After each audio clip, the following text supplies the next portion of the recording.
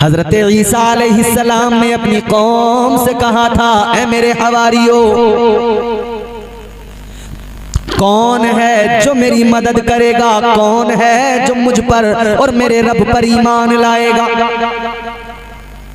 कितने? 7 आए,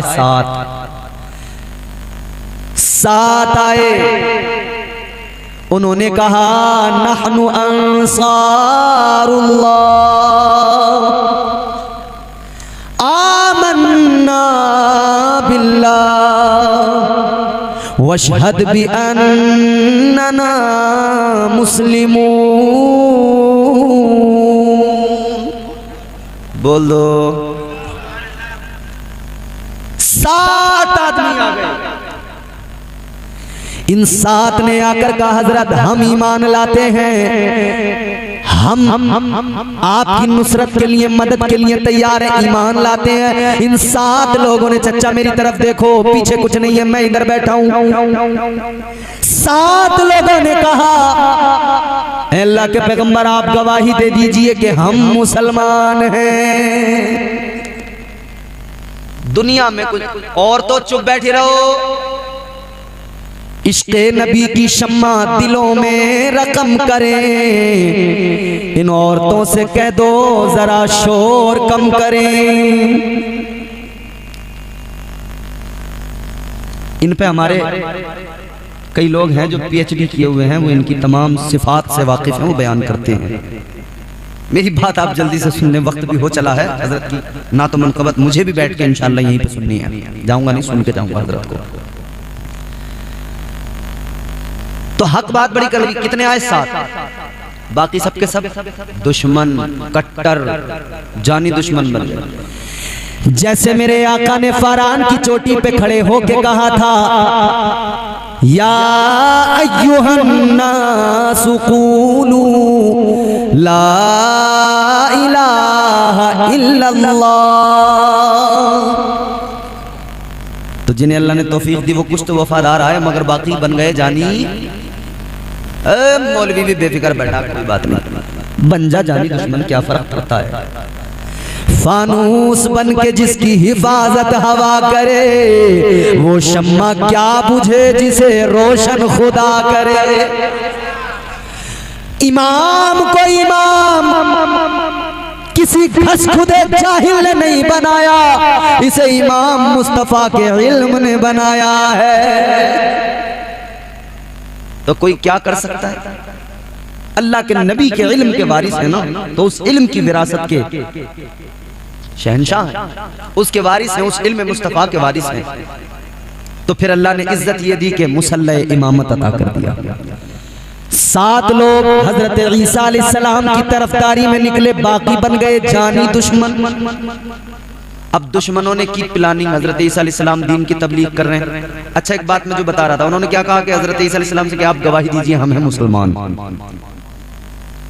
हमारे यहाँ कई लफंडर, जाहिल इब्ने जाहिल, उन्हें आता नहीं कुछ जाता नहीं, और वो बकवास करते हैं कि जी इस्लाम 1400 साल पहले आया, मुसलमान उससे पहले था ही नहीं। कई लोग एंटीना हिला हिला के बोलते हैं इस्लाम 1400 साल पहले, उससे पहले मुसलमान कोई नहीं। अरे तुम कहते हो 1400 साल पहले से बस ये मुसलमान है, उससे पहले नहीं। तो ये हजरत ईसा के जो उम्मती और उनके हवारी कह रहे थे, ऐ अल्लाह के पैगंबर आप गवाही दीजिए हम मुसलमान हैं। तो पता लग गया हजरत ईसा के उम्मती भी मुसलमान थे, जो हक पर रहे, और जो गलत हो गए फिर उनकी तो छोड़ दीजिए, सब साहिब ईमान थे, मुसलमान थे। इन्होंने दुश्मनी के इस तरह से दुश्मनी की कि अब इन्होंने मशवरा किया, कहने लगे ईसा अलैहिस्सलाम को कत्ल करना है, मारना है, माज़अल्लाह। प्लानिंग शुरू कर दी। इन्होंने प्लानिंग शुरू की तो कहने लगे कि एक आदमी तैयार करो, वो जाएगा, वो कत्ल करेगा। एक आदमी तैयार हुआ, तारीख में उसका नाम भी मौजूद है, गालिबन उसका नाम ततियानुस है। वो बोला कि साहब मैं कर दूंगा इस काम को, हजरत ईसा अलैहिस्सलाम को कत्ल ही तो करना है, मैं कर दूंगा कत्ल। अल्लाह अकबर। अब ये साहब चला, मगर फिर वही बात, अल्लाह ताला मुहाफिज जिसका हो उसे कौन मार सकता है बोलो। आज भी कई लफंडर बोलते हैं मार देंगे मार देंगे। मैंने कहा तेरी औकात क्या, तेरी आगे 10 पुश्तें भी आकर जोर लगाएं मार नहीं पाएंगी, मिटा नहीं पाएंगी।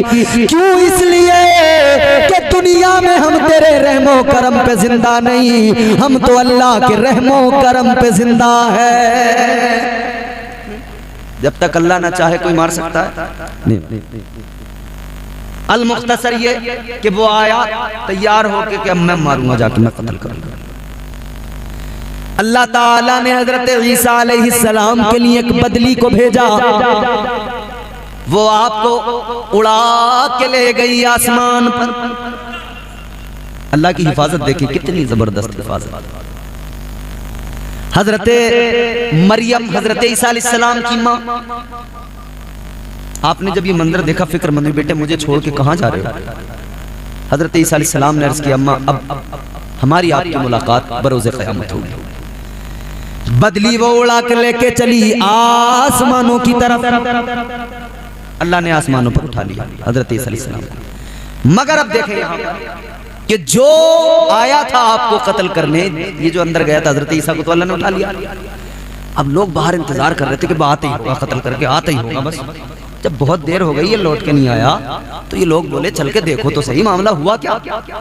दोनों में से कोई तो आता, कोई नहीं आया। तो अब ये जब सारे लोग अंदर आए, इन्हें गुस्सा तो था ही, हजरत ईसा अलैहिस्सलाम से दुश्मनी, बुग़्ज़, अदावत। अब बहुत देर हो गई, जब ये निकल के नहीं आया तो इन्होंने कहा चलो चल के देखो तो सही हुआ क्या। ये अंदर जब आए तो अल्लाह ताला ने उस इंसान को जो हजरत ईसा को कत्ल करने आया था, उसकी शक्ल को हूबहू हजरत ईसा अलैहिस्सलाम जैसा कर दिया।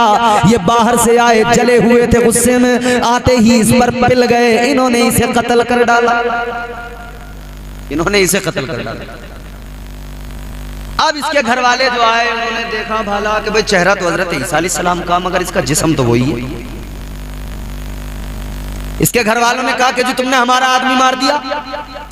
उन्होंने कहा हमने तुम्हारा आदमी नहीं मारा, हमने तो ईसा अलैहिस्सलाम को मारा।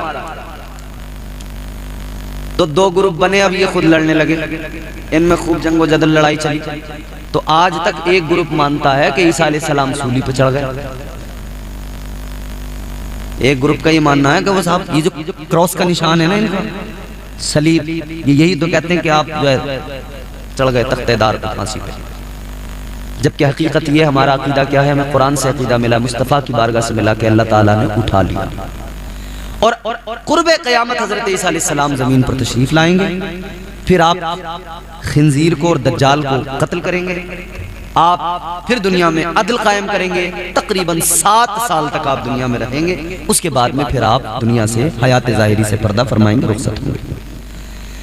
अर्ज करने का मतलब ये, जब भी कोई हक बात करता है लोग उसके जानी दुश्मन बन जाते हैं, उससे नफरत, क्योंकि शैतान से लोग बड़े राजी हैं। हक बात बड़ी कड़वी लगती है, बड़ा गुस्सा आता है हक बात सुनकर, मगर इतना याद रखना ये उलमा हैं, ये हमेशा नबी की शरीयत पेश करते रहेंगे, हक बताते रहेंगे, परवाह नहीं है हमें जमाना सारा खिलाफ हो जाए, क्योंकि हम तो इतना जानते हैं मैं आईना हूँ, दिखाऊंगा दाग चेहरे के, जिसे खराब लगे सामने से हट जाए। आईने के सामने जाओगे, जैसे हो वैसे नजर आएगा, जो हो वही दिखेगा। आईना दाग धब्बे जरूर दिखाता है। उलमा की जिम्मेदारी है कौम की गलतियां, कौम की खामियां, कौम की गलत आदतों को उनके सामने रखना और उस पर उनकी इस्लाह करना और अल्लाह से और जहन्नम के अजाब से डराना। तो 2 चीजें हमारे मुआशरे में, एक तो ये कि जुआ, एक ये कि शराब, ये बहुत खतरनाक आई। इन 2 चीजों ने बहुत सारे, अच्छा शराब तो उम्मुल खबाइस है ही, तमाम खराबियों की माँ है, जड़ है, यहाँ से फिर तमाम खराबियां शुरू होती हैं। आदमी जब शराब पीता है तो जुआ भी खेलता है, शराब पीता है जिनाकारी भी करता है, शराब पीता है नमाज़ें भी छोड़, शराब पी के तो हर बुरा काम कर लेता है, हर बुरा काम शराब पी के करता है। तो हमेशा याद रहे, ये काम किसके? शैतान के। अल्लाह का कुरान है। परवरदिगारे आलम ने फरमाया इन्नमल खमरु वल मैसिरु वल अंसाब वल अज़लाम रिजसुम मिन अमलिश शैतान। अल्लाह के कुरान ने बता दिया ये शराब, ये जुआ, ए मोमिन तेरे काम नहीं, ये शैतान के काम है। अब फैसला तुझे करना है, तू शैतान के काम करेगा या मर्ज़ी रहमान वाले काम करेगा। राजी कर ले बंदे अपने मौला को, राजी कर ले बंदे अपने आका को। है मुसलमान, है इंसान, अल्लाह ने तुझे इसलिए पैदा किया था कि तू उसकी बारगाह में सर झुकाए, इबादत करे। अपने आप को जान ले, अपने आप को समझ ले। इंसानियत समझ में आ गई तो फिर सब कुछ समझ में आ जाएगा। अल्लाह ने हमें इंसान बनाया है, मुसलमान बनाया है, साहिबे ईमान बनाया है, हुजूर का उम्मती बनाया है। इंसान बनाया तो इज्जतें अता की, अजमतों से नवाजा। कायनात में जितनी भी मखलूकात हैं सब में इंसान को अफजलियत अता फरमाई। मगर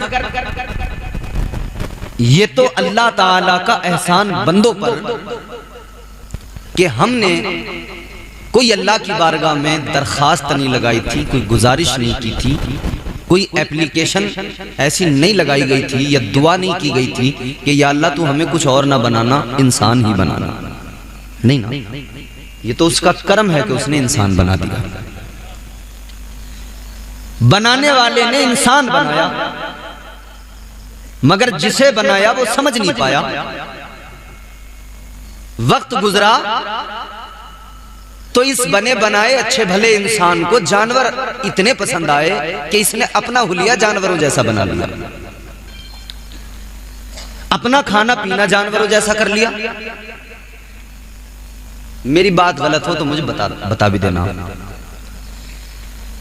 और इंसान की इसी खसलत को फिर अल्लाह ने कुरान में बयान किया और अल्लाह ने उन इंसानों का जिक्र किया कि जो इंसान होने के बावजूद भी इंसानियत को नहीं समझते, दीन के तकाज़ों को नहीं समझते, अल्लाह और रसूल की मोहब्बत से उनका कोई मतलब वास्ता नहीं। अल्लाह ने कुरान में कह दिया बल हुम अदल उलाइका कल अनआम बल हुम अदल। अल्लाह ताला के कुरान ने ऐसे लोगों को जानवर बताया। कई मर्तबा आपने लड़ाई झगड़े में एक इंसान को दूसरे इंसान से कहते हुए सुना होगा कि तू आदमी नहीं जानवर है, सुना होगा। इसने दूसरे को जानवर कहा क्यों? कोई तो बात इसके अंदर ऐसी देखी होगी। कई बार तो चलो बेवजह लोग बोल देते हैं। इंसान को चाहिए कि वो ये जान ले कि अल्लाह ने उसे बनाया क्यों, कैसे, किस लिए। इंसान की तख्लीक के ताल्लुक से अब कुरान में आपको सुनाता हूं, आप कुरान सुनिए, इंशाअल्लाह महजूज होंगे। मोहब्बत से कहें सुभान अल्लाह। पीछे वाले भी बोल सकते हैं, आप लोग सारे मिलकर अपनी मौजूदगी का एहसास दिलाएं और जरा जोरदार आवाज में कहें सुभान अल्लाह। परवरदिगारे आलम खालिक़े कायनात रब्बे लम यज़ल व ला यज़ाल ने कुरान मजीद में इंसान की तख्लीक का जिक्र फरमाया। अल्लाह ताला ने ऐलान फरमाया लक़द ख़लक़नल इंसान फ़ी अहसनि तक़वीम। सुभान अल्लाह, माशाअल्लाह, सुभान अल्लाह। परवरदिगारे आलम ने कुरान मजीद में ऐलान फरमाया, अल्लाह का कुरान कहता है कि अल्लाह ताला ने इंसान को खूबसूरत बनाया है। खूबसूरत, अल्लाह ने खूबसूरत बनाया है तो हर एतबार से खूबसूरत बनाया होगा। अजीज़ाने गिरामी उल कद्र याद रखना, इंसान सिर्फ अपने रंग से खूबसूरत नहीं होता, इंसान सिर्फ अपने लिबास से खूबसूरत नहीं होता, इंसान सिर्फ अपनी शबाहत से खूबसूरत नहीं होता, इंसान सिर्फ अपने नैन नक्श से खूबसूरत नहीं होता। अल्लाह ताला ने इंसान को खूबसूरत बनाया। थोड़ा 10 मिनट आप मेरा साथ निभाएं ताकि मैं दरअसल आमादा हो जाऊं।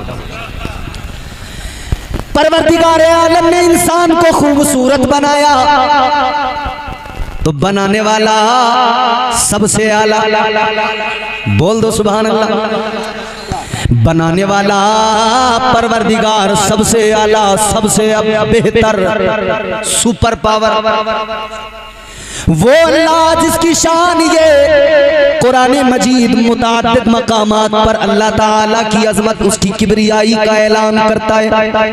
कुरान मजीद में एक मुकम्मल सूरा जिसका नाम है सूरह इखलास, दूसरा नाम सूरह तौहीद।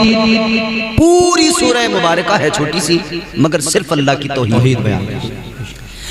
परवरदिगार आलम ने फरमा दिया, कुरान मजीद कहता है आप अपनी नमाजों में इस सूरत को पढ़ते हो, कुल हुवल्लाहु अहद अल्लाहु समद लम यलिद व लम यूलद व लम यकुल लहू कुफुवन अहद। अल्लाह ताला की किबरियाई इस सूरह मुबारका के अंदर है। मुख्तलिफ मकामात पर कुरान अल्लाह की अज़मत और किबरियाई का ऐलान करता है। फरमाया गया, तबारकल्लज़ी बियदिहिल मुल्कु व हुवा अला कुल्लि शैइन क़दीर। अल्लाह का कुरान कहता है बड़ी बरकत वाली जात है परवरदिगार की, वही मुल्कों का मालिक है, वही कायनात का मालिक है, सारे जहानों का मालिक परवरदिगार है, कुल कायनात का मालिक परवरदिगार है। बड़ी शान वाला, बड़ी इज्जत वाला, बड़ी अजमत वाला, बड़े मर्तबों वाला वो हमारा तुम्हारा खुदा, उस परवरदिगार ने आपको मुझे बनाया। अब बनाया भी कैसे वो भी जरा समझ लो अजीजों। अल्लाह ने तो जमीन को भी बनाया, अल्लाह ने आसमान को भी बनाया, अल्लाह ने चांद को भी बनाया, सूरज सितारों को भी बनाया, अल्लाह ने पहाड़ों को भी बनाया, परवरदिगार ने दरियाओं को भी बनाया। मगर पैदा करने का तरीका क्या? अल्लाह ने फरमाया कुन हो जा फयकून, फिर वो हो गया। अल्लाह ने जमीन को पैदा फरमाया तो परवरदिगार ने ऐलान कर दिया कुन हो जा, तो फिर जमीन हो गई। अल्लाह ने आसमान को पैदा किया, फरमाया कुन हो जा, फिर वो भी हो गया। अल्लाह ने जितनी भी चीजों को पैदा किया फरमाया कुन हो जा, फिर वो। मगर जब इंसान को पैदा करने की बारी आई तो फिर इंसान को पैदा करने में अल्लाह ताला ने प्रोसेस थोड़ा तब्दील कर दिया। अब कैसे पैदा किया? अब तक तो परवरदिगार आलम पैदा कर रहा था, अशिया को तो फरमा रहा था कुन हो जा, लेकिन अल्लाह ने इंसान को पैदा किया तो फिर अल्लाह ने प्रोसेस तब्दील किया। अल्लाह ने फरिश्तों से मिट्टी मंगवाई। अब मिट्टी मंगवाई गई, मिट्टी को गूंधा गया, मिट्टी को तैयार किया गया। मिट्टी मंगवाकर मिट्टी को तैयार करने के बाद में फिर परवरदिगार ने इंसान का मुजस्समा बनाया, वजूद इंसानी तैयार हुआ। हजरत आदम दुनिया के पहले इंसान, पहले बशर, अबुल बशर को अल्लाह ने पैदा करना था तो अल्लाह ताला ने पहले मिट्टी से आपका वजूद तैयार किया, फिर उसके बाद में अल्लाह ने वजूद आदम के अंदर रूह को दाखिल फरमाया। अब तक अल्लाह पैदा करता था चीजों को, फरमा रहा था कुन हो जा, लेकिन अब हजरत आदम को पैदा किया जा रहा है। अब अल्लाह ने कुन नहीं फरमाया बल्कि परवरदिगार ने फरमाया। कुरान बताता है अल्लाह ने फरमाया फनफख्तु फीही मिन रूही। अब अल्लाह रूह बंदे में डाल रहा है, इंसान में रूह को डाला जा रहा है। अल्लाह ताला ने रूह हजरत आदम के अंदर डाली, रूह को दाखिल फरमाया, रूह अंदर गई, फौरन बाहर निकल आई, ठहरी नहीं, कयाम नहीं किया। अल्लाह ताला ने दोबारा दाखिल फरमाया, फिर अंदर गई, निकल आई।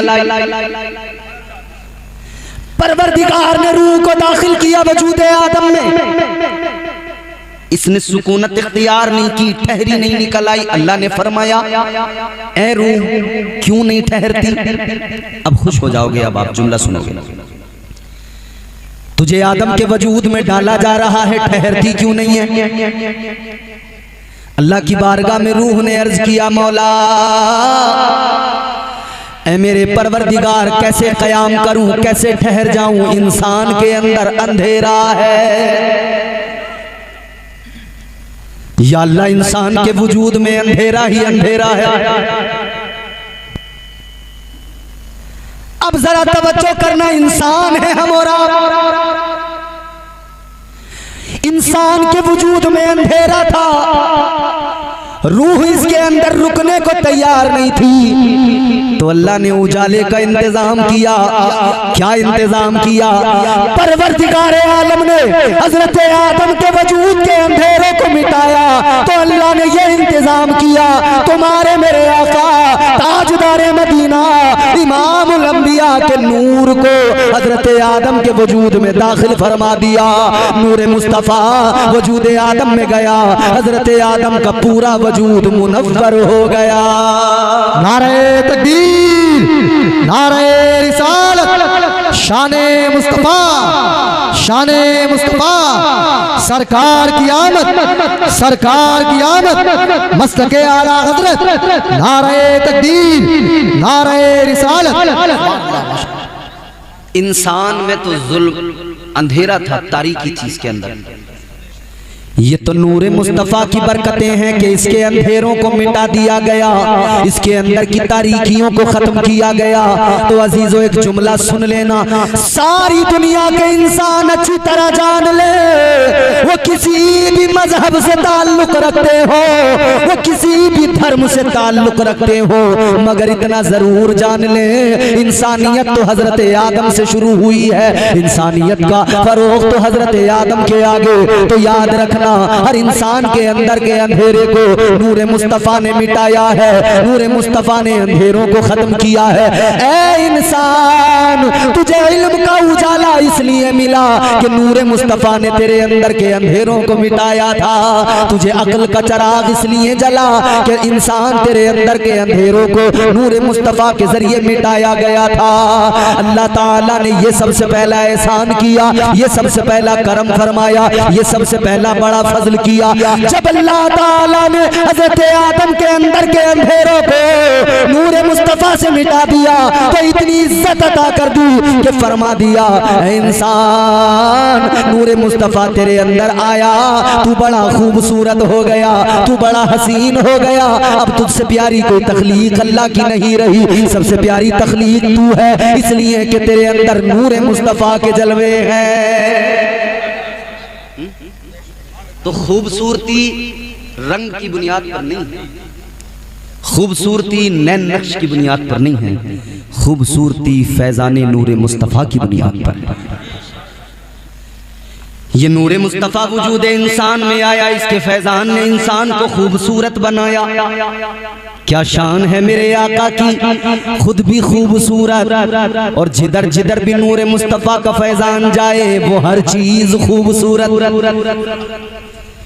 सारी कायनात को हुस्न और खूबसूरती तुम्हारे मेरे आका के सदक़े में मिली है, इमामुल अंबिया के सदक़े में मिली है। तो हुस्न मुस्तफ़ा का आलम फिर आप अंदाजा करें। जब इंसान को अल्लाह ने कुरान में खूबसूरत कहा, इंसान को अल्लाह ने कुरान मजीद में इसकी इज्जतों का जिक्र किया, इसको खूबसूरत बना दिया, तो जब अल्लाह ताला ने जिस नूर के फैजान से तुम्हें मुझे खूबसूरत बनाया, वो नूर वाला कितना खूबसूरत होगा, वो तुम्हारा मेरा आका कितना खूबसूरत होगा, वो मुस्तफ़ा कितने हसीनो जमील होंगे। अल्लाह अल्लाह इसीलिए तो कहा, जब हुस्न था उनका जलवा नुमा, अनवार का आलम क्या होगा।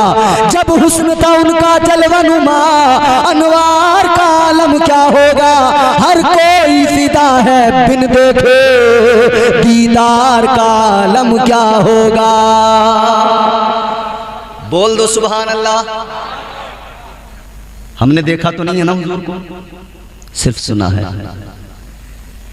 हमने हुजूर को देखा नहीं है, मगर कुरान ने हुस्न मुस्तफ़ा बयान करके बता दिया।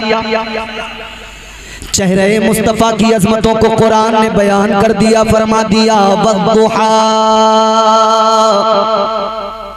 नबी की जुल्फों के कुंडलों का तज़किरा कुरान ने किया, फरमाया वल्लैली इज़ा सजा। मुस्तफ़ा के सीने मुबारक का जिक्र कुरान ने किया, फरमाया अलम नशरह लका सदरक। अल्लाह का कुरान अज़मतें बयान कर रहे आका की, एक जगह नहीं बल्कि मैं तो यूं कहता हूँ, सुनो अल्हम्द की अलिफ से पढ़ते चले जाओ, वन्नास की सीन के घेरे तक पहुँच जाओ, पूरा कुरान पढ़ते जाना। ये पूरा कुरान पढ़ने के बाद में पता लग जाएगा ये सारा का सारा कुरान, सारा का सारा कुरान तुम्हारे मेरे आका की अज़मतों का ही चर्चा कर रहा है, आका की इज्जतों का ही ऐलान कर रहा है। ये सारा कुरान नबी की नात ही तो है, ये सारा कुरान आका की तारीफ व तौसीफ ही तो है। अजीज़ाने गिरामीउल क़द्र, सारा कुरान नबी की अज़मतें बयान कर रहा है, तो फिर दीवानों को चाहिए हम भी नबी की अज़मतें बयान करें, हम भी आका का तज़किरा करें, हम भी अपने प्यारे आका को याद करें, और सारे के सारे हम भी आका के तराने गाएं, मुस्तफ़ा जाने रहमत की इज्जतों की बात करें, हम भी आका कायनात से प्यार करें, हम भी मदीने वाले मुस्तफ़ा की अजमत के कसीदे पढ़े। अल्लाह अल्लाह, जब कुरान नबी की तारीफ कर रहा है तो फिर साहिबे कुरान का आलम क्या होगा। अजीज़ाने गिरामीउल क़द्र, अब जरा ज़हन करीब करें, इंसान बड़ा खूबसूरत है, अल्लाह ने इसे खूबसूरत बनाया, नूरे मुस्तफ़ा का फैजान इंसान को मिला, इंसान की खूबसूरती तो बाला हो गई, इंसान को मजीद हुस्न अल्लाह ने अता किया कि अल्लाह ताला ने साहिबे ईमान भी बना दिया, ईमान का नूर भी अता कर दिया, मजीद अल्लाह ने इसको हुस्न अता कर दिया। अजीज़ाने गिरामीउल क़द्र, इतना खूबसूरत अल्लाह ने बना दिया। अब इंसान को चाहिए, जब अल्लाह ने इतनी इज्जतों से नवाज दिया तो अपनी इज्जतों का ख्याल करे, अपनी अजमतों का ख्याल करे। इज्जतदार आदमी गलत जगह पे कभी नहीं जाता। बोलो, जिसे चार आदमी इज्जत दे सलाम करें वो गलत जगह पे जाते हुए घबराता है, कहता है जी किसी ने देख लिया क्या होगा। तो चार आदमी जिसे दुनिया में इज्जत दे वो गलत जगह पे जाते हुए डरता है। मुसलमान, तुझे तो इज्जत अल्लाह ने अता की है, तू गलत जगह पे जाते हुए अल्लाह से क्यों नहीं डरता। दुनिया में चार आदमी जिसे इज्जत दे वो डरता घबराता है, अगर कहीं गलत जगह पे पकड़ा गया रुसवाई हो जाएगी। तो मुसलमान, तू भी तो अल्लाह से डर, अगर कहीं गलत जगह पे पकड़ा गया क्या बनेगा तेरा। कब्र भी है, हश्र भी है, इधर भी कब्र के अंदर फरिश्ते आएंगे, उधर हश्र में भी अल्लाह की अदालत में खड़े होना है। जब दुनिया में किसी इंसान को इज्जत मिले तो वो उसकी फिक्र करता है, तुझे अल्लाह ने इज्जत दी है तो इंसान तुझे भी उसकी फिक्र करनी चाहिए ना। अल्लाह ने मुसलमान बना के इज्जत दी तो अपने ईमान की तुझे कद्र करना जरूरी, इसका लिहाज रखना जरूरी। हरगिज़ ये हो नहीं सकता बंदे के दिल में ईमान भी हो, मुस्तफा का फरमान भी हो, और उसके बावजूद भी उसे अपनी इज्जत का ख्याल न रहे। बोलो, बात आ रही है समझ में। दिल में कुरान भी हो, अजमत मुस्तफा भी हो, दिल में ईमान भी हो, फिर भी अपनी इज्जत का ख्याल न रहे। हाँ, ये सच्चाई है। नहीं रहा इंसान को अपनी इज्जत का लिहाज, नहीं रहा मुसलमान को अपनी इज्जत का ख्याल। इज्जत का ख्याल होता तो मुसलमान शराब के अड्डे पे खड़ा हरगिज ना होता। इज्जत का ख्याल होता मुसलमान जुए के अड्डे पे हरगिज न जाता। इज्जत का ख्याल होता मुसलमान चरस गांजा पीने हरगिज न जाता। इज्जत का ख्याल होता मुसलमान जिनाकारियों के अड्डों पे न जाता। इज्जत का ख्याल होता मुसलमान अपनी बहनों को रीछ बन के न तकता। इज्जत का ख्याल होता तो इज्जत का मुहाफिज बन जाता। इज्जत का ख्याल होता तो मस्जिद का नमाजी बन जाता। इज्जत का ख्याल होता तो रमजान का रोजेदार बन जाता। अगर इज्जत का ख्याल होता कमजोरों की मदद करने वाला बन जाता। अगर इज्जत का ख्याल होता तो ये दूसरों की इज्जत की फिक्र करता, ये दूसरों की इज्जतें न उछालता। इज्जत का अगर इसे लिहाज और ख्याल होता, अपनी इज्जत हर किसी को प्यारी होती है, मगर मुसलमान अजीब दौर आ गया। आज मुसलमान होने के बावजूद बावजूद भी मुसलमान अपनी इज्जत का ख्याल नहीं करता, मुसलमान अपनी इज्जत की फिक्र नहीं करता। याद रखना, इज्जत कभी बाजारों में नहीं मिलती है, इज्जत कभी दौलत से खरीदी नहीं जाती है। इज्जत अल्लाह ताला अता फरमाता है। अल्लाह ने कुरान में फरमा दिया, व तुइज़्ज़ु मन तशा व तुज़िल्लु मन तशा। याद रखो अजीजों, इज्जत भी अल्लाह अता फरमाता है और जलील भी वही कर देता है। इज्जत अल्लाह ने दी है तो अपनी इज्जत का ख्याल करो, अपनी इज्जत की फिक्र करो, अपनी इज्जत का लिहाज करो, इज्जत का लिहाज करते हुए जिंदगी गुजारो। याद रखना, जुए के अड्डों पे जाओगे, इज्जत चली जाएगी, रुसवा हो जाओगे, और मस्जिद में आओगे, सर झुकाओगे, अपने रब को मनाओगे, अल्लाह तुम्हें वो इज्जत अता करेगा, सारी दुनिया में तुम मुमताज हो जाओगे।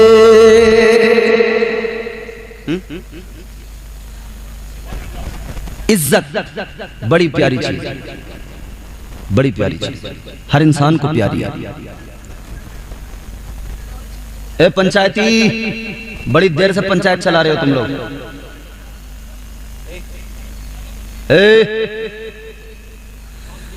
खामोश बैठ। अब सुनो मेरी बात जरा। आप लोगों के दरमियान गुफ्तगू मैंने वो छेड़ी है कि जिसकी जरूरत भी हर जगह है ही, लेकिन लोग सुनना नहीं चाहते। ऐसी बात है। क्यों नहीं सुनना चाहते, उसकी भी वजह है। हमारे लोग कहते हैं कि ये मौलाना लोग हमें आखिरत आखिरत बताते रहते हैं और दुनिया में हमें सलीके से जीने नहीं देते। क्या जमाना आ गया, संजीदगी खतरे में है, खुदनुमाई का चलन है, सादगी खतरे में है, सर छुपाती फिर रही है आबरू इस दौर में, या इलाही कर मदद पाकीज़गी खतरे में है। जब से कम ज़र्फ़ों की आमद मैं कदे में हो गई, रो रहे हैं जामुमीना मैं कशी खतरे में है। खतरा बहुत है, जिस तरफ निकलो कोई ना कोई खतरा, कहीं ईमान का खतरा, कहीं जान का खतरा, कहीं माल का खतरा, कहीं औलाद का खतरा। खतरा बहुत है हर जगह। इंसान खतरों के दरमियान है। मगर अब जरा जहन मेरी तरफ करो तो बात बड़ी क्लियर समझ में आएगी। जान के खतरे को तुमने मैंने खतरा मान लिया, माल के खतरे को तुमने मैंने खतरा मान लिया, औलाद के खतरे को तुमने और मैंने खतरा मान लिया, मगर ईमान के खतरे को कभी महसूस करने की कोशिश नहीं की।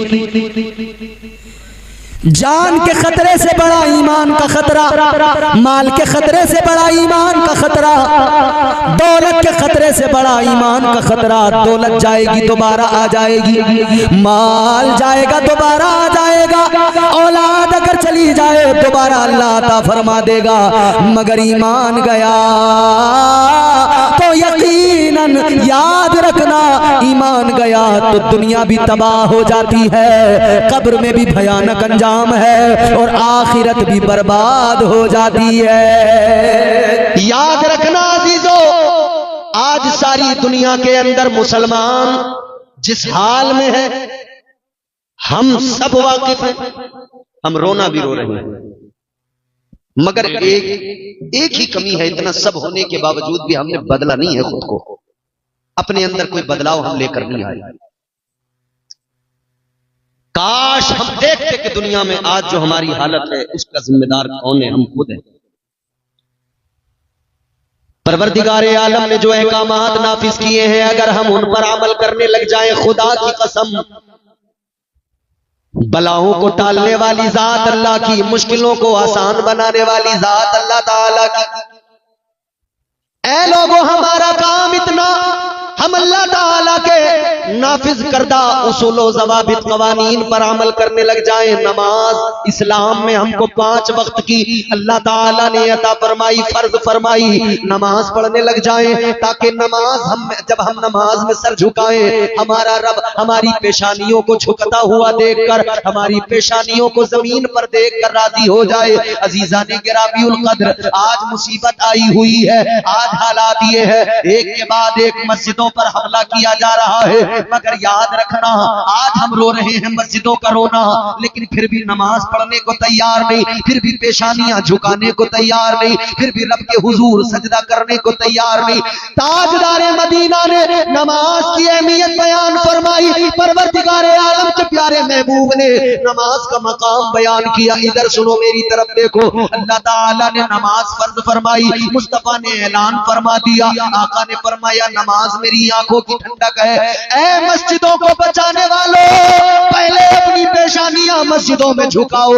मस्जिदों के लिए सिर्फ मैदान में आकर शोर करना काफी नहीं होता, बल्कि पहले मस्जिदों में सर भी झुकाना होता है। और इतना सब होने के बावजूद भी, इतना सब देखने के बावजूद भी हमको क्या चाहिए था कि आज वहां ऐसा हुआ है। चलो हम तो खुद को बदले, हम तो अपने गांव की मस्जिदों को आबाद करें, हम तो 5 वक्त की नमाजें पढ़ने लग जाए। लेकिन अफसोस बराबर है, नमाज पढ़ने को हम तैयार नहीं। अफसोस बराबर है, एक वक्त भी सर झुकाने को हम तैयार नहीं। अल्लाह अकबर कबीरा। आओ अजीजों, में एक बात बताता हूँ, आज अगर आपका कहना यह है कि नमाज में जाने नहीं देता शैतान, या नमाज में दिल नहीं लगता हमारा, तो याद रखना मेरे आका ने नुस्खा बता दिया, ताजदारे मदीना ने तरीका बता दिया। आप नमाज को आइए, आप कम अज कम आकर नमाज पढ़ना तो शुरू कीजिए। धीरे धीरे धीरे धीरे इस दिल में नमाज की मोहब्बत और अहमियत खुद ब खुद अल्लाह डाल देगा, और नमाज में दिल भी लगने लगेगा, नमाज में दिल भी लगने लगेगा। क्योंकि कुरान ने खुद ऐलान किया, अल्लाह ताला ने फरमाया, इन्नस्सलात तन्हा अनिल फहशाई वल मुनकर। अल्लाह ने फरमाया नमाज बेहयाइयों से, बुरी बातों से रोकती है। एक अकेली नमाज है, मगर रोकती है न जाने कितनी बुराइयों से। मजे की बात मैं आपको बताऊं, नमाज बेहयाइयों से, बुराइयों से रोकती है, मगर जितना आदमी का नमाज में दिल नहीं लगता ना, उससे कहीं ज्यादा नमाज की बात सुनने में दिल नहीं लगता। ये भी एक सच्चाई है। जी जी जी। नमाज की बात भी सुनना आदमी को गवारा नहीं है। जलसों में तो ये सोच रहे हैं लोग कि बस बाहर से मौलाना आए और एक रात में तमाम गांव को जन्नती बना के चले जाए। मौलाना के बाप की जन्नत नहीं है, अल्लाह पाक की जन्नत है। दुनिया भर का कोई भी मौलवी आए, आपको एक रात में जन्नती नहीं बना सकता। याद रखना, जन्नत अल्लाह ताला की, मालिक मुस्तफा। जन्नत में जाना है तो उसी तरीके से जाओगे जो तरीका मुस्तफा ने अता फरमाया है। एक शख्स मेरे हुजूर की बारगाह में आया, आका की बारगाह में आया। एक शख्स कहने लगा, हुजूर कलमा तो पढ़ लूं, ईमान तो ले आऊंगा, मगर नमाज नहीं पढ़ूंगा। सुने, बहुत तवज्जो से सुने। इसका मतलब यह है कि नमाज वाकई इंसान की तबीयत पे उसे वक्ती तौर पर गिरा तो गुजरती है, मगर इसके फवाइद बड़े हैं। और जब एक बार इंसान आदी हो जाए तो फिर उसका दिल भी नहीं लगता है बगैर नमाज। नौजवानों, जलसा कराने वालों, मुबारकबाद है, मगर सुनो सुनो, जिस तरह से जलसे करा रहे हो इसी तरह से मस्जिदों में और जाने लगो, नमाजी और बन जाओ। खुदा की कसम, इधर तुम जलसे भी करा रहे हो और मस्जिदों में जाओगे, नमाज पढ़ोगे, खुदा की कसम तुम्हारी पेशानियों से सजदों का नूर नजर आएगा। सारी दुनिया जब नौजवान को, इस नमाजी को देखेगी, इसका खौफ दुनिया पे ऐसा होगा, कोई आंख मिलाने वाला नहीं होगा। वो जिन्होंने दुनिया को फतह किया, वो जिन्होंने दुनिया पे इस्लाम का परचम लहराया, वो बेनमाजी नहीं थे, सब नमाजी थे। सुभान अल्लाह, सुभान अल्लाह, सुभान अल्लाह। बहुत जिन्होंने कैसर और किसरा को फतह किया था, जिन्होंने रोम की हुकूमत का तख्ता पलट दिया था, वो बेनमाजी नहीं थे, सब नमाजी थे। हम तो चैनो सुकून की जिंदगी गुजार रहे हैं फिर भी नमाज नहीं पढ़ते। उन्होंने तो तलवारों के साए में नमाजें अदा की, हम तो बड़े मजे की जिंदगी गुजार रहे हैं, गोश्त से रोटी खा रहे हैं, बिरयानियां खा के नमाज नहीं पढ़ रहे। उन्होंने सूखे हुए चमड़े पानी में भिगो भिगो कर उनको चबा चबा कर पेट की आग बुझाई, या कुछ ना मिला तो फाके किए, मगर फिर भी उन्होंने नमाजें अदा की, फिर भी उन्होंने सजदे किए। ये उनकी बात थी। आज हम चाहते तो ये है दुनिया को फतह कर ले, मगर एक वक्त नमाज पढ़ने को तैयार नहीं। इरादा तो ये है कि हम सारी दुनिया को फतह कर लें, मगर नमाज एक वक्त की पढ़ने को तैयार नहीं। एक शख्स हुजूर की बारगाह में आया, कहने लगा हुजूर कलमा तो मैं पढ़ लूंगा मगर नमाज नहीं पढ़ूंगा, ईमान तो ले आऊंगा मगर नमाज नहीं पढ़ूंगा। आका ने फरमाया अच्छा नमाज नहीं पढ़ोगे? का नहीं पढ़ूंगा। तो हुजूर ने पता क्या फरमाया? हुजूर ने फरमाया चलो एक काम करो, तुम कलमा पढ़ो, बस 40 दिन नमाज पढ़ लो, उसके बाद में तुम्हारी मर्जी, मत पढ़ो। बोलो ना सुभान अल्लाह, जोर से बोलो। कितने दिन? आका ने फरमाया बस 40 दिन नमाज पढ़ लो, बस 40 दिन पढ़ लो। ताजदारे मदीना वाली ये कायनात मुस्तफा जाने रहमत ने फरमाया 40 दिन नमाज पढ़ लो, फिर तुम्हारी मर्जी, मत पढ़ना। इतना सुना तो कहने लगा चलो इतना तो कर ही लूंगा, 40 दिन में क्या है, पढ़ लूंगा। मुस्तफा जाने रहमत ने कलमा पढ़ाया, उसने कलमा पढ़ा, ईमान ले आया, सुभान अल्लाह, कलमा पढ़ लिया, 40 दिन नमाजें पढ़ने को राजी हो गया, कहने लगा पढ़ लूंगा। पहला दिन 5 वक्त बाजमात नमाज अदा की।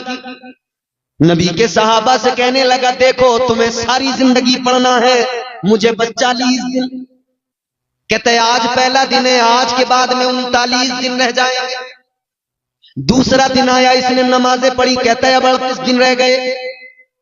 दिन गिनता रहा, नमाजें पढ़ता रहा, दिन गिनता रहा, नमाजें पढ़ता रहा।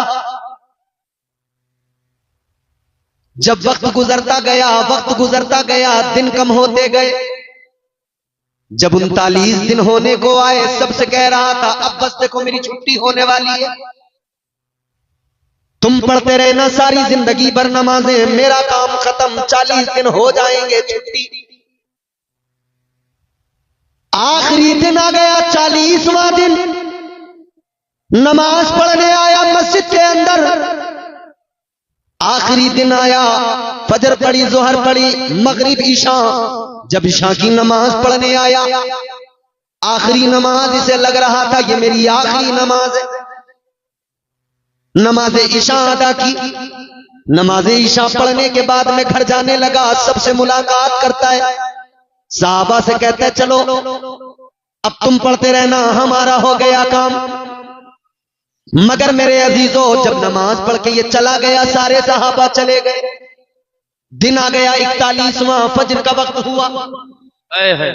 फजर का वक्त हुआ, नमाजी जब मस्जिद की तरफ आए, मेरे मुस्तफा के सहाबा जब मस्जिद की तरफ आए, ताजदारे मदीना के सहाबा ने देखा जो आदमी रात कह रहा था मेरी छुट्टी, कल से नहीं पढ़ूंगा, आज फजर की नमाज में सबसे पहले आके मस्जिद में बैठ गया। नारे तकबीर, नारे रिसालत, इस्लाहे मुआशरा कॉन्फ्रेंस जिंदाबाद, सुभान अल्लाह। 41वें दिन सबसे पहले मस्जिद में आ गया। वाह वाह। साहबा ने आकर देखा ये तो मना कर रहा था, अब नमाज नहीं पढ़ूंगा, मस्जिद में कैसे आया? मेरे मुस्तफा जाने रहमत के प्यारे दीवानों, गौर करो, 41वां दिन है, सबसे पहले मस्जिद में आ गया, मस्जिद में बैठ गया।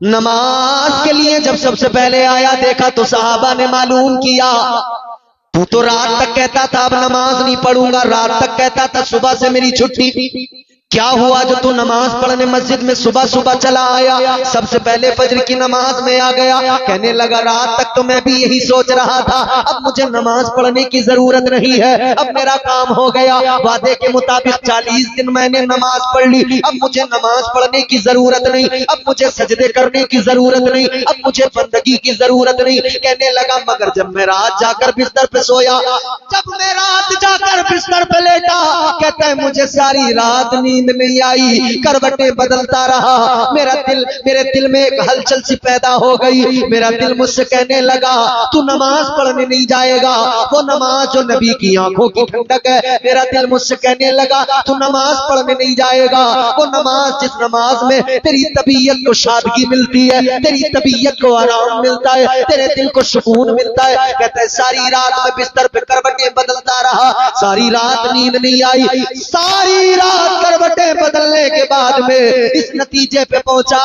कि अब नमाज के बगैर मुझसे रहा नहीं जाएगा। कहने लगा 40 दिन की नमाज ने मुझे ऐसा बदल दिया, अब कोई मुझे रोकेगा तब भी मैं रुक नहीं पाऊंगा, बल्कि अब मैं जब नमाज पढ़ूंगा तभी मेरे दिल को सुकून आएगा। अल्लाह सुभान अल्लाह, बहुत खूब। कहते हैं अब अगर नमाज नहीं पढ़ूंगा तो मेरे दिल को करार ही नहीं मिलेगा, सुकून ही नहीं मिलेगा। ये नमाज वो है कि बंदा पढ़ने तो लगे, दिल खुद ब खुद लग जाता है। एक अल्लाह वाले थे, एक बुजुर्ग थे, उनकी बारगाह में एक शख्स आया, कहने लगा हुजूर नमाज में दिल नहीं लगता। आप लोगों का लगता है? ये बड़ा खतरनाक सवाल है। लगता तो पांचों वक्त की पढ़ते हैं, नहीं पढ़ते हो तो मतलब साफ है कि लगता नहीं है। मगर सुनो, जिनका नहीं लगता है उनके लिए बात बता रहा हूं, बड़े फायदे की बात बता रहा हूं, जिनका नमाज में दिल नहीं लगता। अल्लाह वाले की बारगाह में एक आने वाला आके कहने लगा नमाज में दिल नहीं लगता, क्या करूं? अल्लाह वाले ने फरमाया सुन, नमाज में अगर तेरा दिल नहीं लगता तो तुझे खुशखबरी सुना रहा हूं। कहा कैसी खुशखबरी? अल्लाह वाले ने फरमाया खुशखबरी ये है, अगर तेरा नमाज में दिल नहीं लगता है तो तुझे डबल सवाब मिलेगा, तू बस नमाज पढ़ता रहे। सुभान अल्लाह। नमाज में दिल भले नहीं लगता है मगर तू पढ़ता रहे, तुझे डबल सवाब मिलेगा। कहने लगा हुजूर डबल कैसे? फरमाने लगे डबल इसलिए मिलेगा, एक तो ये कि तेरा दिल नहीं लगता, तबीयत नहीं लगती, फिर भी पढ़ रहा है तो शैतान के वसवसों से, शैतान के मकर से बच कर आ रहा है, खुद को जबरदस्ती नमाज के लिए ला रहा है। इस जबरदस्ती आने और लाने पर, दिल ना लगने के बावजूद नमाज पढ़ने पर, एक तो इस पर तुझे सवाब मिलेगा और दूसरा नमाज पढ़ने पर अल्लाह तुझे सवाब अता करेगा। फरमाने लगे अगर तेरा दिल नमाज में नहीं लगता और ज्यादा पढ़, अल्लाह ताला डबल सवाब अता फरमाएगा, परवरदिगार तुझे मजीद सवाब अता फरमाएगा। याद रखना अजीजों, अगर दिल नहीं लगता है और ज्यादा पढ़ो ताकि अल्लाह ताला डबल सवाब अता फरमाए। तो इस्लाम का पहला ज़ाब्ता तो यह है कि आप नमाजी बने, पहला उसूल तो यह है कि बंदा नमाजी बने। लेकिन हमने मुआशरे में ऐसे भी लोग देखे जो नमाजी तो हैं, नमाज तो पढ़ते हैं मगर नमाजों को बचा नहीं पाते। जितना जरूरी नमाज पढ़ना उसको बचाना भी उतना जरूरी। पहली चीज ये, आदमी नमाज पढ़े तो उसकी नमाज की क्वालिटी ये हो कि उसकी नमाज उसे बुराइयों से बचाए, उसकी नमाज उसे बेहयाइयों से बचाए, उसकी नमाज उसे गीबत करने से बचाए, चुगली करने से बचाए। हमने तो अपने मुआशरे में देखा है, आदमी मस्जिद से नमाज पढ़ के निकलता है, दरवाजे पे आके झूठ बोलने लगता है। आदमी मस्जिद से नमाज पढ़ के निकला किबला, मस्जिद के दरवाजे से उसने गीबत करना शुरू कर दिया। कोई और भी नहीं मिला तो इमाम की ही, इमाम की। याद रखना नमाज पढ़ना फर्ज है, नमाज को बचाना भी जरूरी। नहीं बचा सके तो क्या, कबूल करना न करना परवरदिगार का काम है, अमल करना हमारा काम। इस्लाम ये कि हम ईमान लाने के बाद में शरीयत पर अमल करें, ईमान लाने के बाद में नमाजें पढ़ें, इबादत करें, बंदगी करें, अल्लाह से डरें। अगर ज़कात फर्ज है तो ज़कात दें, अगर इस्तिताअत रखते हैं तो हज अगर फर्ज है हज करने जाएं।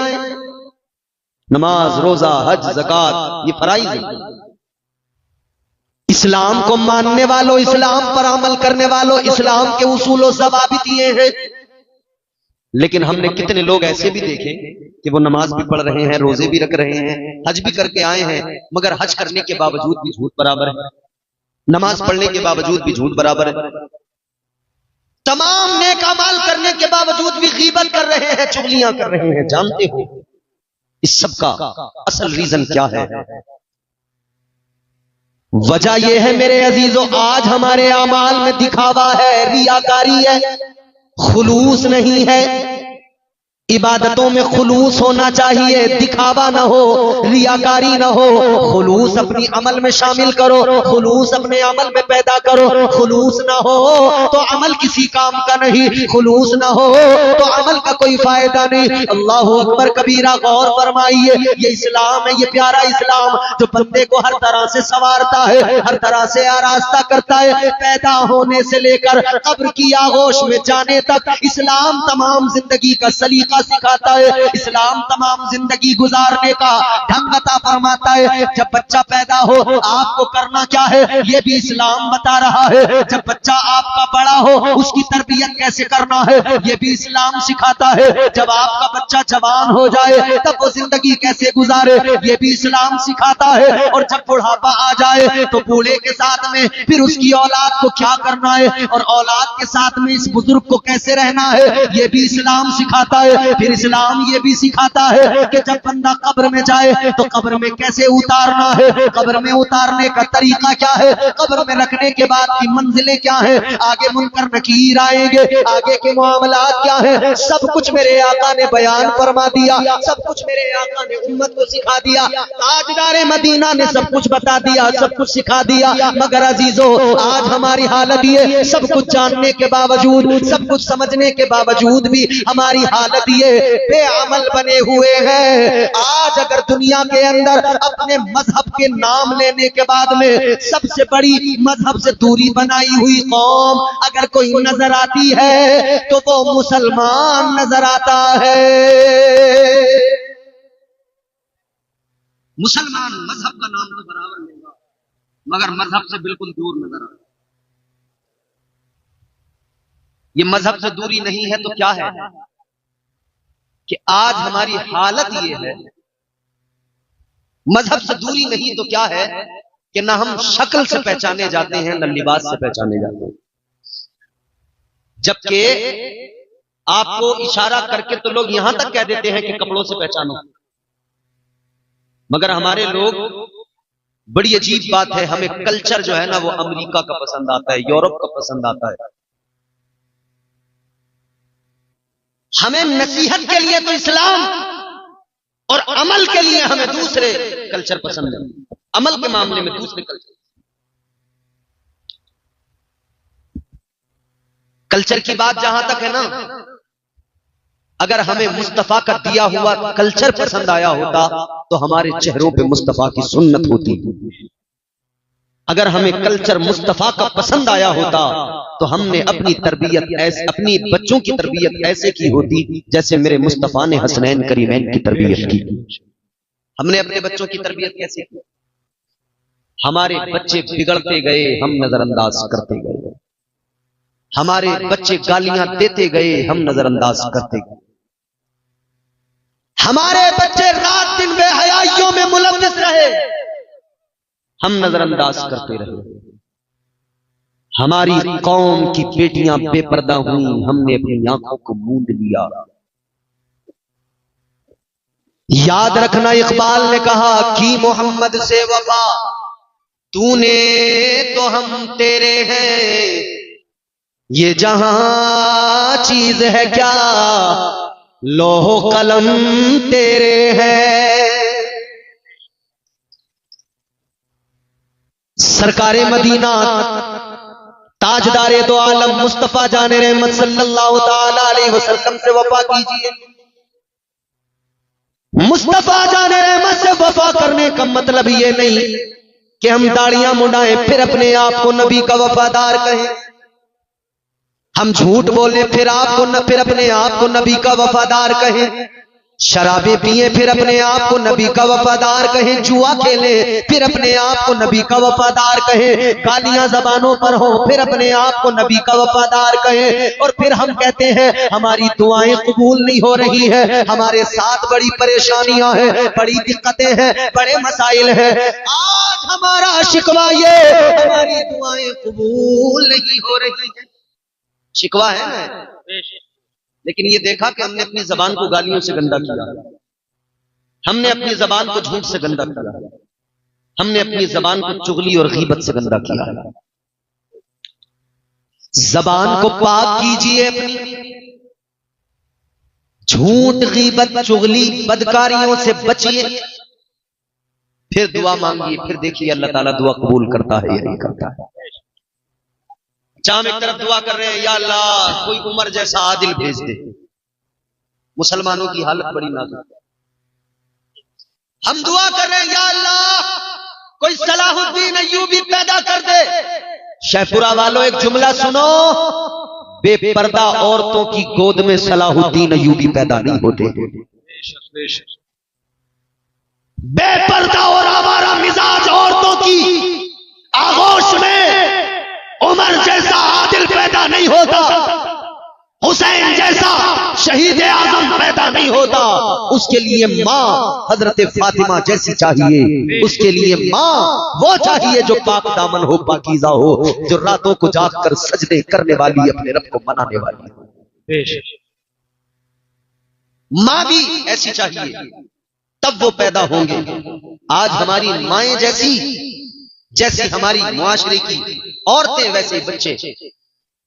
जब औरतें नाच रही हैं तो बच्चा भी पैदा होती नाच रहा है। जब औरतों की जबान अच्छी नहीं, गालियां हैं जबान पर, तो पैदा होने के बाद जैसे उसने बोलना सीखा, सबसे पहले उसने भी साथ साथ ये सीखा।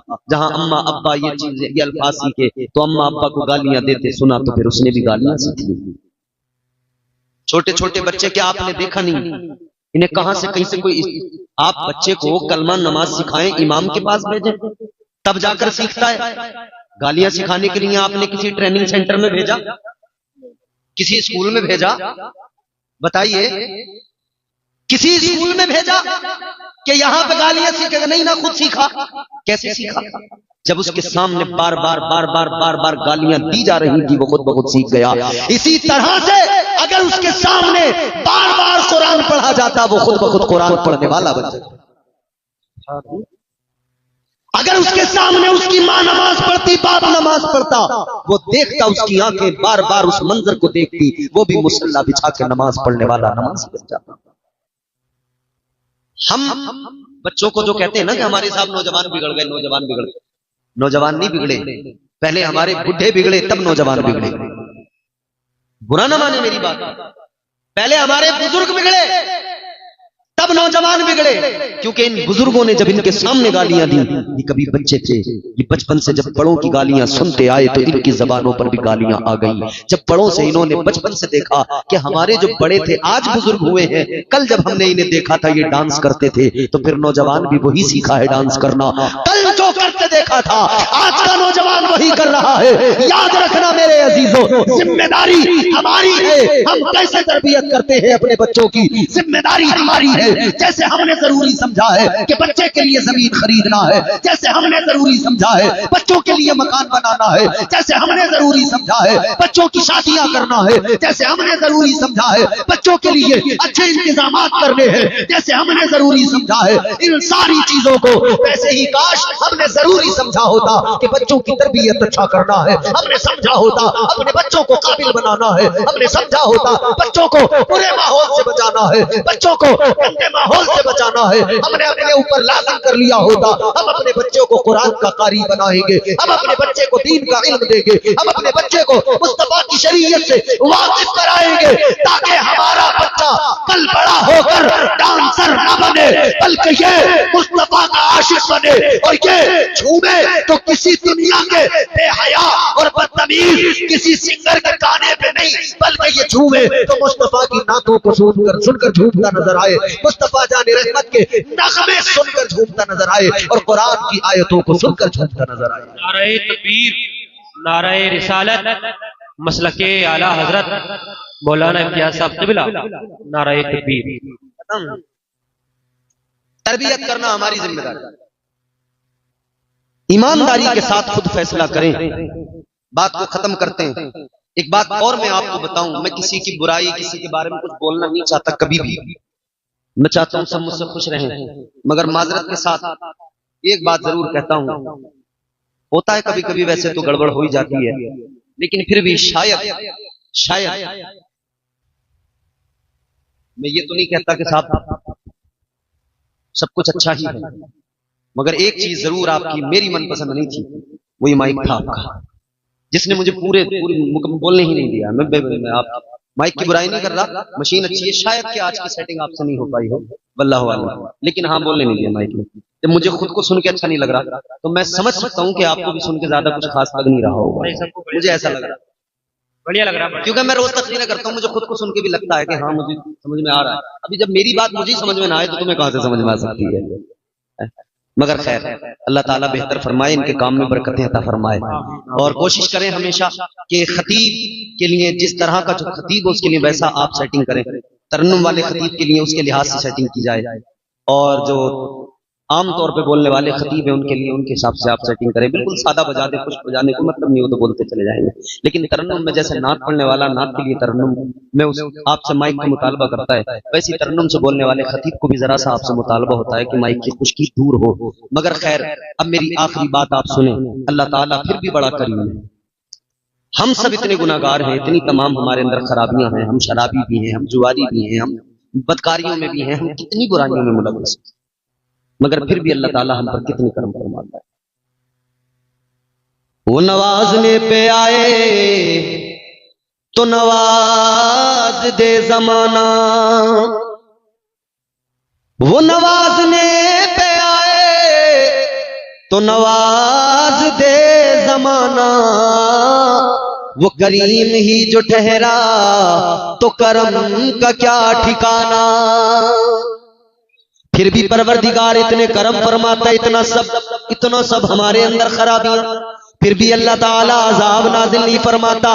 इतनी सब खराबियां हमारे अंदर होने के बावजूद भी अल्लाह ताला के हम पर एहसान देखो, अल्लाह अकबर कबीरा। आखिरी बात आपको बताता हूँ, अल्लाह का करम देख लो, अल्लाह की अताएं देख लो, अल्लाह ताला कितना बड़ा करीम है, कितना बड़ा फजल फरमाने वाला है। कल मैदान महशर का मंजर आप निगाहों के सामने रखिए, नफसी नफसी का आलम है, परवरदिगार की रहमतें बंदे को बख्शने के लिए मुंतजिर है, बहाने तलाश कर रही है। अल्लाह अकबर कबीरा। कल मैदान महशर में एक इंसान होगा, परवरदिगार आलम की अदालत में खड़ा होगा, अल्लाह की बारगाह में, अल्लाह की अदालत में खड़ा होगा।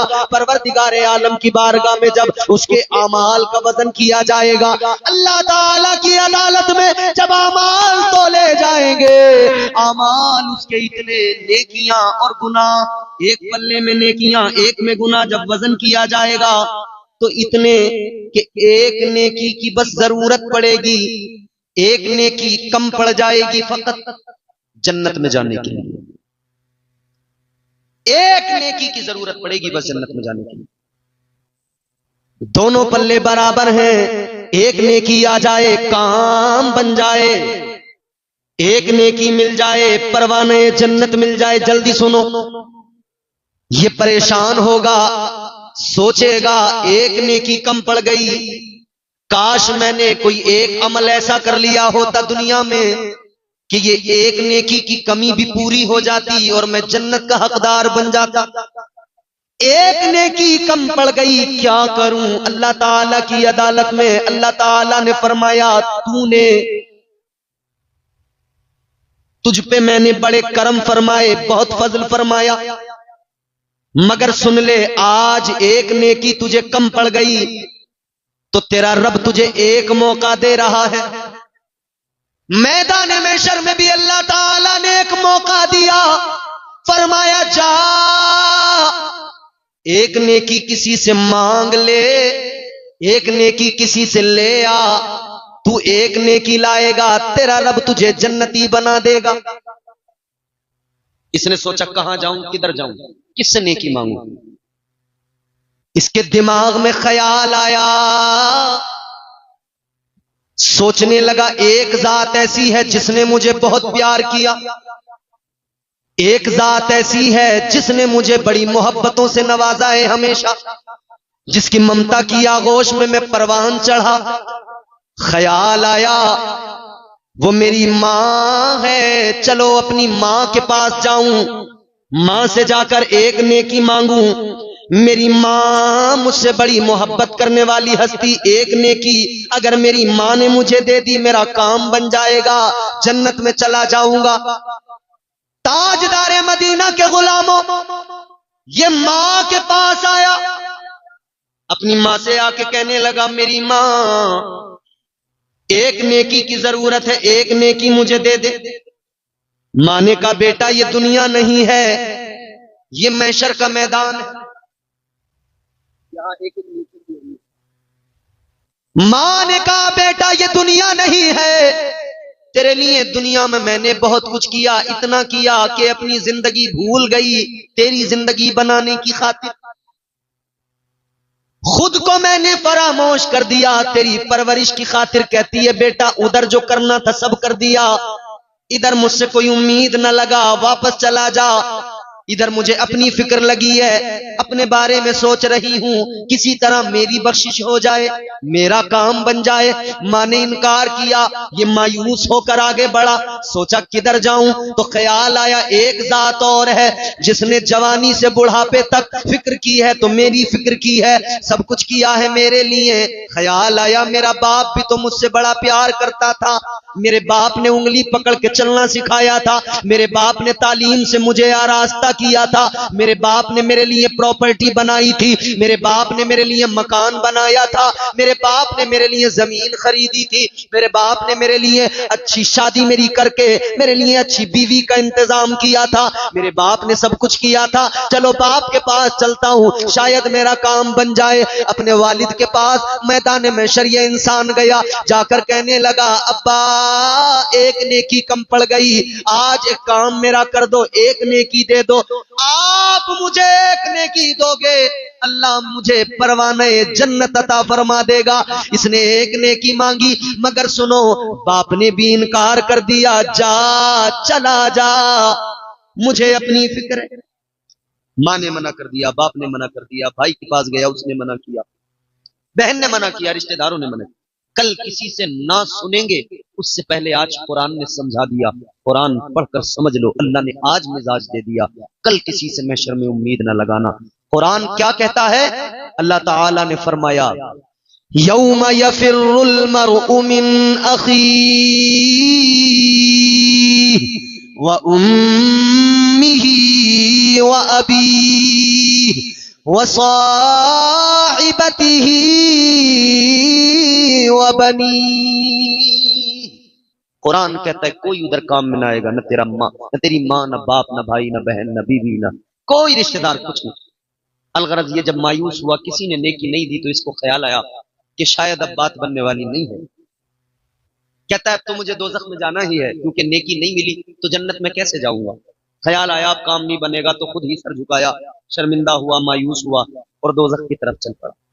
जब ये चला, रास्ते में इसे एक और मिला, उसने इसके चेहरे को देखा, कहा क्या हुआ, बड़ा गमगीन है। कहने लगा गम क्यों ना हो मुझे, परेशान क्यों ना हो जाऊं मैं। एक नेकी कम पड़ गई, एक नेकी फकत, जिसकी वजह से मैं जन्नत में जाने से रुक गया। उसने कहा एक कम पड़ी है ना, इसका मतलब नेकियां तो इतनी हैं तेरे पास कि एक और हो तो तू जन्नत में चला जाए, हैं तेरे पास नेकियां, बस एक कम पड़ी है। वो कहने लगा तू इतना मायूस है, मेरी हालत देख, मेरे पास क्या है, सिर्फ गुनाह, सिर्फ गुनाह, कोई नेकी ही नहीं है। कहा मतलब, कहा बस एक नेकी मेरे पास, तुझे एक कम है, मेरे पास ले दे के एक ही नेकी है। कहने लगा चल तू बड़ा मायूस है, एक नेकी से मैं तो जन्नत में जाने वाला हूं नहीं, मगर तेरा काम जरूर बन जाएगा, तू तो जरूर जन्नत में चला जाएगा। कहने लगा मेरा तो एक नेकी से काम नहीं बनने वाला, तू एक नेकी मेरी ले जा, जा तू मायूस ना हो, जन्नत में चला जाएगा। ये बड़ा खुश हुआ, नेकी ली, अल्लाह की अदालत में आया, मीजान पर लाकर नेकी को रखा, नेकी रखी तो इसका पल्ला भारी हो गया। अल्लाह ने फरमाया तू नेकी ले आया, अब तुझे जन्नत का हकदार बनाया जा रहा है, जा जन्नत में चला जा। आखिरी जुमले सुनो और इसी पर आप इस जुमले को अपने दिल दिमाग में महफूज कर लो। रब की रहमतें बहाने तलाश करती हैं, मगर पहले जरा अपना मुहासबा कर लो। मगर अल्लाह ताला कितना बड़ा करीम है ना, कितना बड़ा प्यार करने वाला, उससे ज्यादा कौन हमें मोहब्बत कर सकता है। इधर ये नेकी लेके आया, अल्लाह ने फरमाया तू जन्नत का हकदार चला जा। ये जन्नत की तरफ चला, अभी काम बना है, बड़ा खुश हुआ है, अब ये जन्नत की तरफ चला है। अल्लाह ताला ने फरमाया जरा रुक जा। डर गया, घबरा गया, जैसे तैसे काम बना, जा रहा हूं जन्नत में। अल्लाह ताला ने फिर रोक लिया, पता नहीं क्या होगा। परवरदिगारे आलम ने फरमाया जाते जाते एक बात बता कर जा, ये जो नेकी तू लेकर आया किसने तुझे दी, कहां से लेकर आया। मैदान महशर में नफ्सी नफ्सी का आलम है, मगर तुझे ऐसे माहौल में किसी ने नेकी दी है, कौन है वो, किसने दी, कहां से लाया। अब इसने सारा माजरा सुनाया, या अल्लाह फला आदमी मिला उसने दी। अल्लाह ताला ने फरमाया एक काम कर, जन्नत में तो तू जाएगा, मगर जाने से पहले उसे जरा लेकर आ जिसने तुझे एक नेकी दी, उसे जरा बुला कर ला। ये दौड़ के गया, कहने लगा, उसको जाकर मिला, उससे जाकर कहने लगा चल तुझे रब की अदालत में जाना है, अल्लाह ने बुलाया है, चल परवरदिगार आलम ने बुलाया है। इसने जैसे कहा वो साथ आया रब की अदालत में। परवरदिगार ने फरमाया तूने इसको नेकी दी, या अल्लाह मैंने दी। अल्लाह ताला ने फरमाया एक बात बता, मैदान महशर में कोई किसी के काम नहीं आ रहा है, सबको अपनी अपनी फिक्र लगी है, मगर तूने जो इसको नेकी दी वजह क्या, क्यों दी। कहने लगा या अल्लाह एक ही नेकी थी मेरे पास, मैंने सोचा मेरा तो कुछ नहीं होने वाला, चलो मेरी नेकी से यही जन्नत में चला जाए। परवरदिगार ने फरमाया मैदान महशर में तूने इसे एक नेकी देकर सखावत का मुजाहिरा किया, सखावत तूने दिखाई। अल्लाह ने फरमाया अब जरा ये बता सबसे बड़ा सखी कौन है, सबसे बड़ा सखी कौन। ये कहने लगा या अल्लाह सबसे बड़ा सखी तो तू है, तुझसे बड़ा सखी तो कोई नहीं। ऐ मेरे परवरदिगार तुझसे बड़ा कायनात में सखी कोई नहीं। अल्लाह ने फरमाया तो सुन ले, जब सबसे बड़ा सखी मुझे मानता है तो सुन ले, तेरी सखावत ये कि तूने एक नेकी देकर इसे जन्नती बनाया, और तेरे रब की सखावत ये कि तेरा रब तेरी इसी अदा पर तुझे जन्नती बना।